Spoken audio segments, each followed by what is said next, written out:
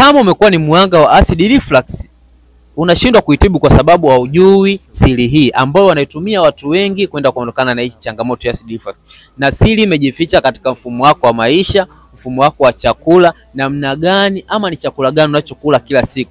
Na mtindo wa maisha nazungumzia mara tu baada ya kula unayatumia muda gani kwenda kulala. Inawezekana unamaliza kula tu unakimbilia kitandani, ama unakula vyakula vyenye mafuta mengi, vyakula vyenye sukari nyingi. Hii inasababisha ushindwe kupona acid reflux. Sasa kama umekuwa ni mhanga wa changamoto ya acid reflux, naweza kukusaidia kupatia program ya chakula ambayo itakusaidia kwenda kutibu chanzo cha acid reflux na matokeo yake na ukarudi katika hali yako ya kawaida. Sasa kama umekuwa unahitaji program ya chakula, unaweza comment neno chakula, nitakuja na program kwenye video inayofuata kuzungumzia namna gani unaweza kutengeneza diet yako ili uweze kuondokana na changamoto ya acid reflux. Usiache kufuatilia channel yangu kwa elimu na ushauri pia.